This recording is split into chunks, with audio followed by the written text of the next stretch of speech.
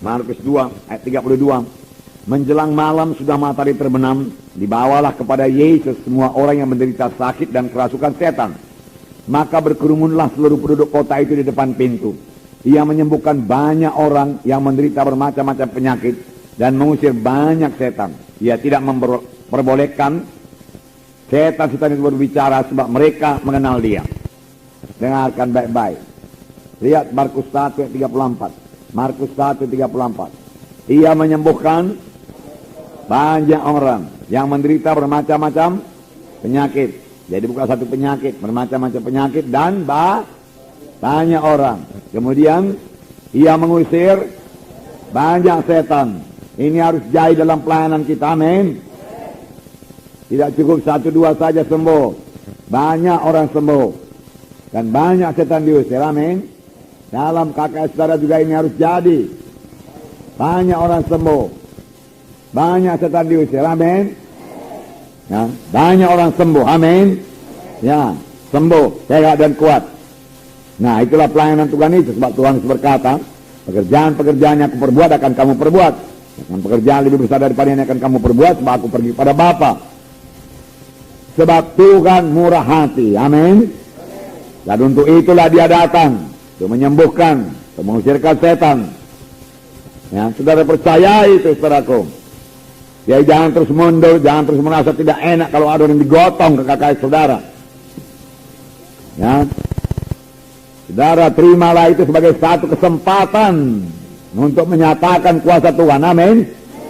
Ya, sebab bukan saudara yang menyembuhkan.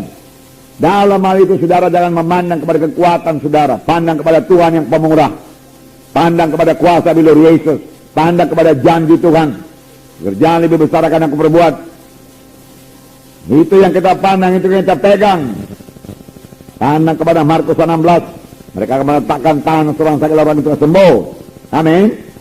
Nah, lalu saudara punya iman meletakkan tangan dan mengusirkannya dalam nama Yesus.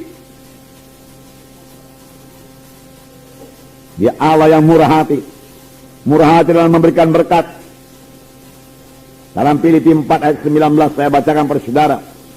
Filipi pasal 4 ayat 19.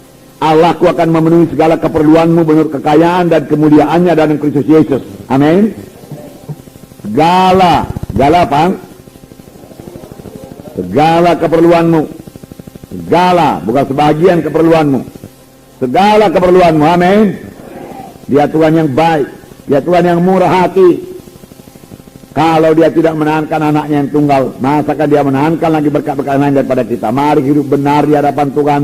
Mari tekun mengikut Tuhan, mari tekun berdoa, mari tinggalkan semua dosa, mari bersungguh-sungguh hati mengikut Tuhan, dan mari murah hati sama sebagaimana Tuhan yang kita sembah itu murah hati. Tuhan meminta anak-anaknya juga murah hati, amin. Dia murah hati dalam mengampuni, maka anak-anak Tuhan juga murah hati dalam mengampuni.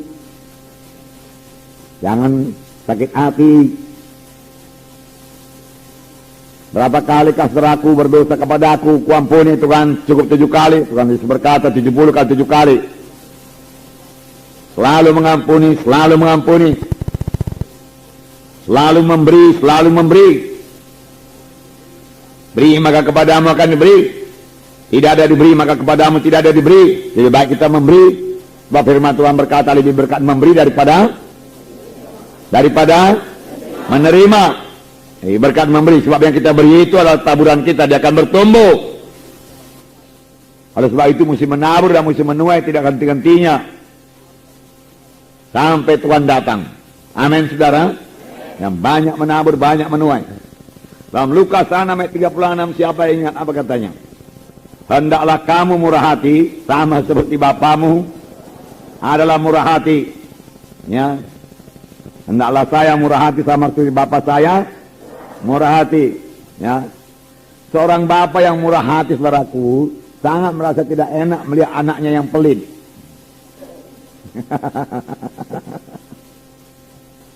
Nanti kalau saudara sudah jadi bapa, saudara akan tahu. Harus murah hati. Murah hati. Amin saudara. Ya.